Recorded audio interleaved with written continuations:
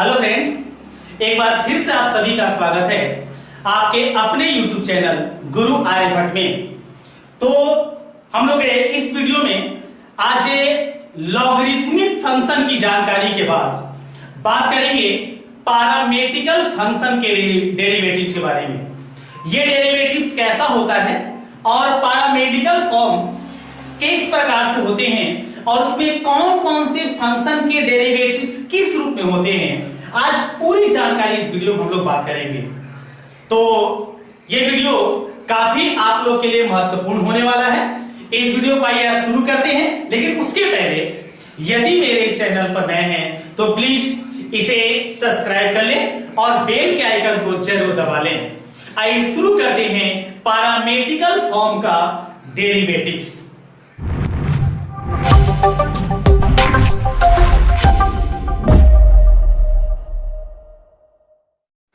इस वीडियो में हम लोग बात करने वाले हैं डेरिवेटिव्स के बारे में, और डेरिवेटिव्स की आज जो बात करेंगे वो बात करेंगे प्राचलिक रूप की।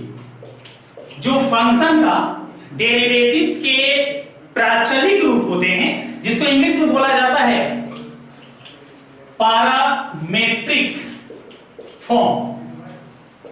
तो पैरामेट्रिक फॉर्म के किस प्रकार से कैसे डेरिवेटिव्स होते हैं, आज इस पूरी जानकारी को इस वीडियो में हम लोग जानने वाले हैं। तो आप इस वीडियो के साथ बने रहें। तो सबसे पहले आपको जानकारी दे दें कि जो हम पीछे लॉगरिथमिक फंक्शन या फिर उसके जो थ्योरम्स थे उस थ्योरम्स के बारे में जाने। तो थ्योरम्स की जानकारी लेने के क्रम में हम लोग ये जाने थे कि फंक्शन जो होते हैं, जो फलन होते हैं, वे मुख्य रूप से x एंड y के रूप में होते हैं। अर्थात किसी भी फलन का डेरिवेटिव से विद रेस्पेक्ट टू x का किया जाता है, और किसी भी फलन का y के रूप में जब किया जाता है तो उसको dy by dx लिखते हैं, कुछ इस प्रकार से। लेकिन आज इस प्राचलिक रूप में ये जो पैरामेट्रिक फॉर्म होता है, इसमें हम लोग ये जानेंगे कि जो मेरे पास फलन होंगे उसमें x और y के अतिरिक्त तीसरे कोई अचर होगा, तीसरा कोई एक ऐसी संख्या होगी जिसके रूप में इक्वेशन को व्यक्त किया जाएगा। वो शायद हो सकता है a के रूप में, वो शायद हो सकता है थीटा के रूप में, वो शायद हो सकता है t के रूप में। तो ऐसे जो हमारे अतिरिक्त रूप से x और y के अतिरिक्त जो रूप होते हैं, उस रूप के जो पद आते हैं, इसी पद को बोला जाता है प्राचल। इसको हम इंग्लिश में बोलते हैं पैरामीटर। याद रखेंगे अच्छे से। x और y के अतिरिक्त जो भी अक्षर इक्वेशन में शामिल होंगे उसको हम क्या बोलेंगे? प्राचल। इंग्लिश में बोलेंगे पैरामीटर। और इससे जो इक्वेशन बनेंगे उस इक्वेशन के फॉर्म को, उसी इक्वेशन के रूप को कहते हैं प्राचलिक रूप, जिसको इंग्लिश में बोलेंगे पैरामेट्रिक फॉर्म। ये कैसे होते हैं उसको थोड़ा सा जान लें पहले। तो जाने कि इसके जो फॉर्म होते हैं, इसके जो रूप होते हैं, वो जनरली इस प्रकार से देखने को मिल जाते हैं। सपोज दैट, जैसे मान लीजिए मेरे पास x का वैल्यू दिया हुआ है कुछ इस तरीके से sin t, y का वैल्यू दिया हुआ है और ये दे दिया है cos t। एक बात और डिस्कस यहां हम लोग कर ले कि पैरामेट्रिक फॉर्म में जो भी इक्वेशन होते हैं वे हमेशा डबल इक्वेशन आएंगे, सिंगल इक्वेशन हमें नहीं मिलेंगे। और डबल इक्वेशन में देखेंगे तो x और y के अतिरिक्त यहां दिखाई दे रहा है t। तो यह जो t है, ये जो t के रूप में दिया गया, इस t को हम बोलेंगे प्राचल। इंग्लिश में बोलते हैं पैरामीटर। अच्छे से याद करेंगे। और इस प्रकार के जो इक्वेशन होते हैं, तो इस इक्वेशन के रूप को कहते हैं, और कहेंगे क्या? इसको कहेंगे प्राचलिक रूप, अर्थात पैरामेट्रिक फॉर्म। अब इसका डेरिवेटिव्स किया कैसे जाता है? तो ऐसे डेरिवेटिव्स निकालने के लिए आपको करना क्या होगा कि जो पहला इक्वेशन है, इसमें जो भी पैरामीटर दिया हुआ है, जो भी प्राचल दिया हुआ है, उसी के सापेक्ष आपको डेरिवेटिव्स करना होगा। जैसे t दिया है तो t के सापेक्ष आपको, मतलब इसका derivatives with respect to t, t के सापेक्ष इसका आपको डेरिवेटिव्स करना होगा और इसका भी हमें t के सापेक्ष डेरिवेटिव्स करना होगा। तो जैसे मान लीजिए इसका डेरिवेटिव्स करेंगे तो dx by dt मिलेगा, इसका डेरिवेटिव्स करेंगे तो dy by dt मिलेगा और इनको क्या करेंगे कि dy by dt में इस dx by dt से अगर हम भाग लगा देंगे तो यही होगा मेरे इस प्राचलिक रूप के जो भी फॉर्म होंगे उसका डेरिवेटिव्स, अर्थात y के जो इक्वेशन है उसके डेरिवेटिव से x से इक्वेशन जो होते हैं उसके इक्वेशन में हम क्या करेंगे, डेरिवेटिव से भाग लगा देंगे। आई होप ये कॉन्सेप्ट आपको समझ में आ गया होगा।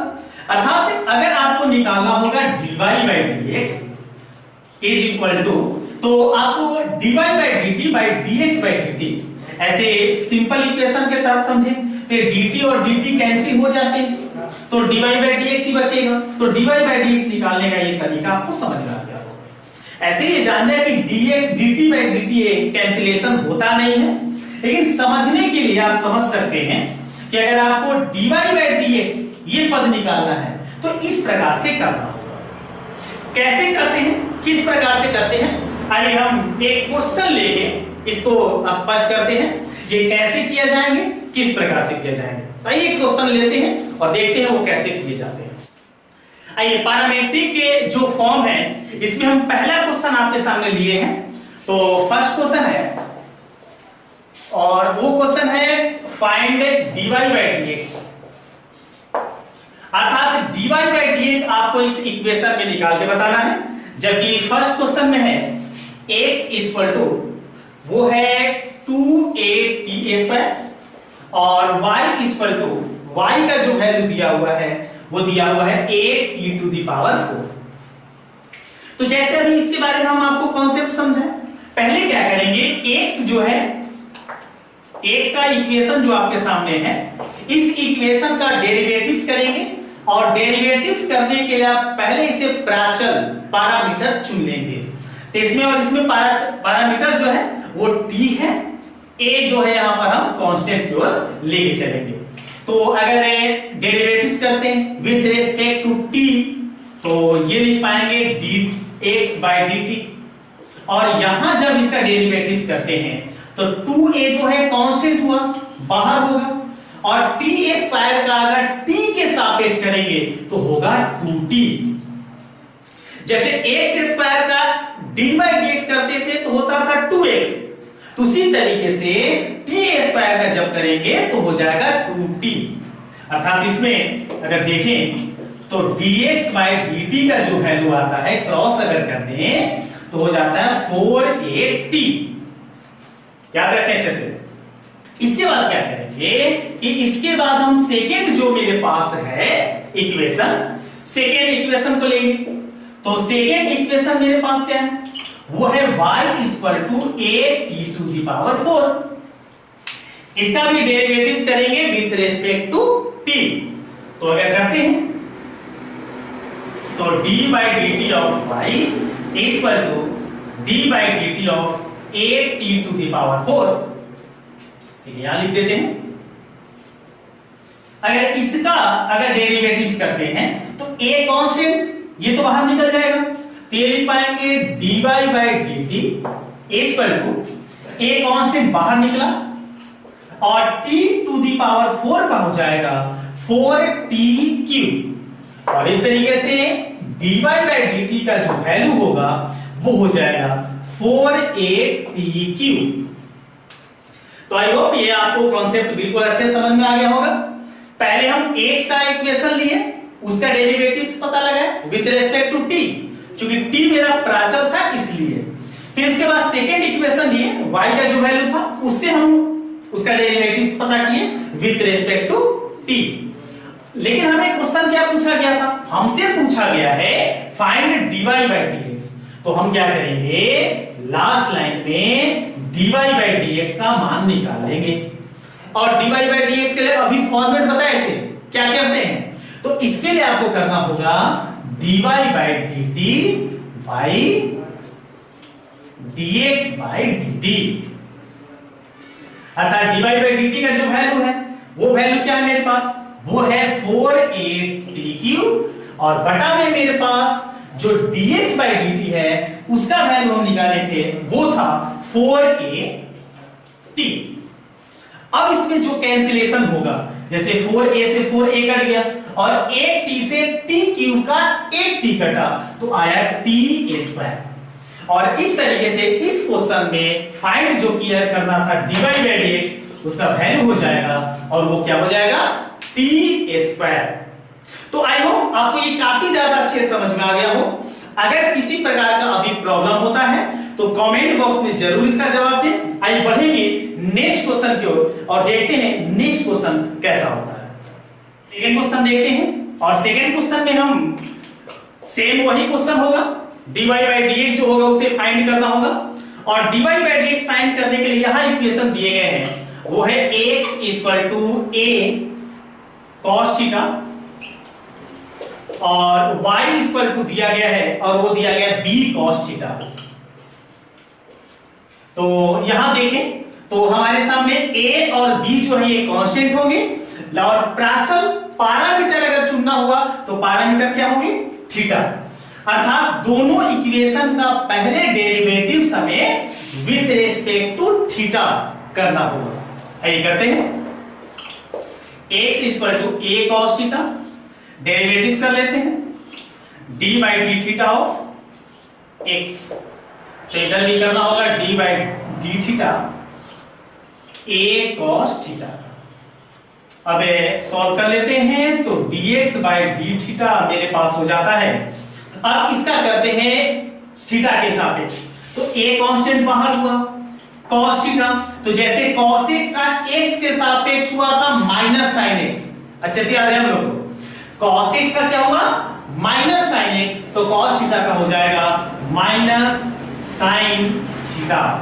जैसे x होता था तो x लिखते थे, थीटा तो थीटा लिखेंगे। चलिए तो dx by d थीटा तो निकल गया। इसके बाद सेकेंड इक्वेशन हम लेंगे जो मेरे पास है y = b cos थीटा। आइए लेते हैं इसको, y = b cos थीटा और इसका हम अगर डेरिवेटिव्स निकालें तो हो जाता है d by d theta of y d by d theta of b cos theta. ठीक है, फिर यहां लिख लेते हैं। अगर हम इसको सॉल्व करते हैं तो dy by d थीटा का वैल्यू हो जाता है, अगर इसका हम अगर निकालें तो b कांस्टेंट बाहर होगा और cos थीटा जो मेरे पास है उससे cos थीटा का अगर हम डेरिवेटिव्स करें तो जैसे हम यहां किए थे वो यहां भी होगा माइनस sin थीटा। अब इसके बाद अगर हमें इसमें फाइंड करना है dy by dx तो उसका आप तरीका बताए थे, dy by dx = लिखेंगे dy by d theta by dx by d theta. पीछे t के सापेक्ष किए तो t लिखे थे, इस बार थीटा के सापेक्ष लिखे हैं तो थीटा लिखेंगे। अब क्या करेंगे, दोनों का वैल्यू रख देंगे, dy by d थीटा इसका वैल्यू है minus b sin theta by dx by d theta जिसका वैल्यू हम निकाले थे वो निकाले हैं माइनस a sin थीटा। तो माइनस से माइनस कैंसिल होगा, साइन से साइन कैंसिल होगा, टोटल वैल्यू आ जाएगा b by a और ये होगा इस इक्वेशन का इस पैरामेट्रिकल फॉर्म जो है उसका आंसर अर्थात b by a। बढ़ते हैं नेक्स्ट क्वेश्चन की ओर। एक क्वेश्चन और करते हैं और उम्मीद करते हैं कि इस क्वेश्चन को करने के बाद आप अपने एक्सरसाइज का 5.6 जो वैल्यू है इसको आप आसानी से बना लेंगे और अच्छे से सारे लोग अभ्यास करके 5.6 जो है इसको आप बनाइए। एक क्वेश्चन और देखते हैं ये कैसे क्वेश्चन होते हैं और इसमें कौन से पैरामीटर आपके सामने आते हैं। एक क्वेश्चन जल्दी से कर लेते हैं। तो अगला जो मेरे पास इक्वेशन है जो थर्ड नंबर में है, थर्ड नंबर में हम जो इक्वेशन लेने वाले हैं वो मेरे पास है x = sin t और y इक्वल टू दिया हुआ है cos 2t। इस तरीके से तो यहां पैरामीटर अगर चुनना हुआ तो आप समझ सकते हैं, चुनिए जल्दी से। इसका जो पैरामीटर होगा वो क्या हो जाएगा, t, फर्स्ट क्वेश्चन जैसा।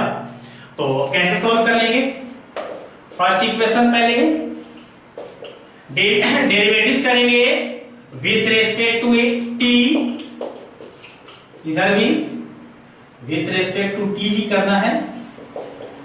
और अगर डेरिवेटिव्स करते हैं तो sin t का हो जाता है cos t। इसके बाद सेकेंड इक्वेशन ले लेंगे जो y इक्वल टू दिया हुआ है cos 2t, y equal to दिया हुआ है cos 2t। इसका भी डेरिवेटिव्स करते हैं विथ रिस्पेक्ट टू t, इधर भी कर लेते हैं, देखिए यहां लिख देते हैं। हाँ, cos 2t का अगर डेरिवेटिव्स करते हैं ये तो मेरा dy बाई dx हो जाएगा, dy बाई dt सॉरी। और इसका करते हैं, कैसे करेंगे देख लेंगे। यहां पर 2t को मान लेंगे t के सापेक्ष, 2t को मान लेंगे t, cos t बनाएंगे, cos t का होता है माइनस sin t, जितना को माने उसके गुना में d बाई dA। तो t का अगर करेंगे t के सापेक्ष तो हो जाएगा 1, t के सापेक्ष करेंगे तो कितना हो जाएगा 1। इस तरीके से अगर हम यहां पर है टोटल वैल्यू देखें तो मेरे पास dy बाई dt का वैल्यू हो जाएगा माइनस sin 2t, छोटा सा 2t का जब किए थे तो यहां पर 2 हुआ तो ये आपका 2 रहेगा। अब क्या करेंगे, dy बाई dx जो है इसका वैल्यू हम निकाल लेंगे। तो dy बाई dx का वैल्यू के लिए हम क्या बताए थे, dy by dt by dx by dt। सब लोग इस बात को अच्छे से याद करेंगे, ये करना जरूरी होगा।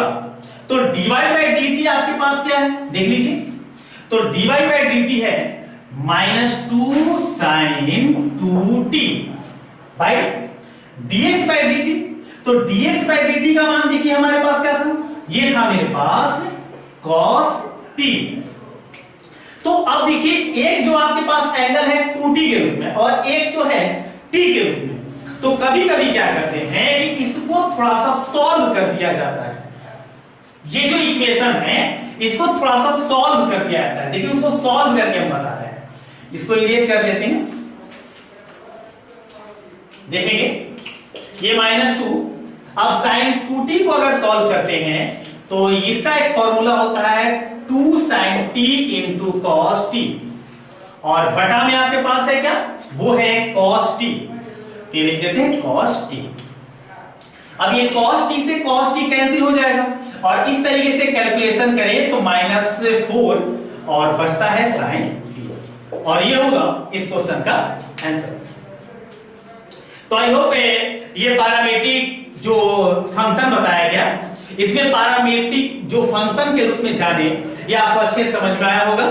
और अगर अच्छे समझ में आ गया तो आप जाके और जल्दी से फटाफट 5.6 एक्सरसाइज 5.6 जो है अच्छे से बनाइए, और कोई भी प्रॉब्लम होता है तो जरूर कमेंट बॉक्स में जवाब दीजिए। अन्यथा इसको बनाने में हमें तो नहीं लगता है कि आपको कोई प्रॉब्लम होगा, अगर फिर भी प्रॉब्लम होता है तो जरूर बताइए। अगले वीडियो में कुछ और पैरामेट्रिकल क्वेश्चन आपके सामने लेके उपस्थित होंगे, तब तक के लिए धन्यवाद।